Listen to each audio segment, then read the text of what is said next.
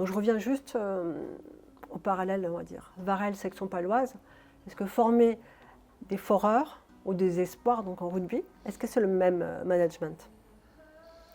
Bah écoutez, oui, dans la modernité du jeu de rugby, maintenant, si les gens observeront, ceux qui connaissent, qu'il n'y a plus de joueurs, je dirais, très spécialisés. Ils ont leur spécialité au poste, mais maintenant, c'est des multitâches. Il y a des espèces de héros que moi je qualifie de héros de ce sport-là, qui sont des types entre 130 et 140 kilos, qui arrivent à se déplacer parce qu'ils ont beaucoup travaillé et qui sont complètement multitâches, quoi, avec des gestes techniques. Et bon, ben, après, derrière, c'est pareil, quoi. On a des mecs qui savent tout faire. Et je dirais qu'à l'échelle du travail, c'est peut-être moindre, mais ça existe aussi.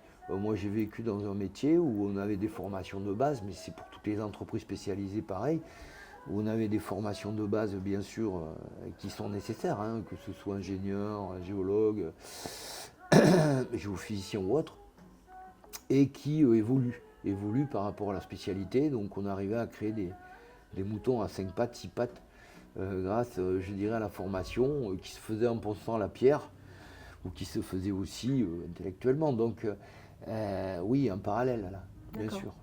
Et justement, quels sont pour vous vos 3 principes de leadership? Je pense que l'exemple vient du haut. Mm. Ça, je pense, c'est un principe de base. On ne peut pas imposer aux autres ce qu'on ne peut pas s'imposer à soi-même. Donc ça, c'est le premier. Donc ça, c'est le premier qu'on s'impose à soi-même. Le deuxième, c'est toujours essayer, et c'est pas facile parfois, être très très clair dans, je dirais, les objectifs, les directions et les valeurs sans dévier. Donc avoir un chemin, un parcours, le garder, et la direction, garder la direction. Choisie. Et non pas diverger. Et ça, non pas l'imposer, mais le partager avec la gouvernance et avec les dirigeants. Et le troisième point, après, c'est mettre toujours l'humain au centre du cercle. Bien sûr. Parce qu'une société, elle sera robotisée, elle sera tout ce qu'on voudra avec l'IA, mais ça peut-être nous engendrera moins de perte d'énergie dans certains domaines. Et moi, je crois naïvement peut-être que ça aidera aussi à remettre les choses essentielles au centre. D'accord. Voilà.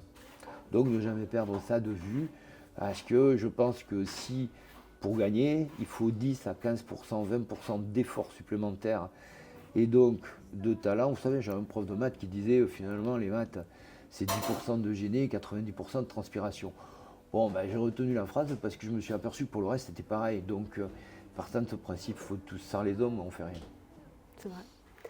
Bah, un mot pour conclure, à la section ballon, on a tendance à dire Ounia section. Voilà. D'accord. Voilà. Merci beaucoup. Merci à vous. Ouais.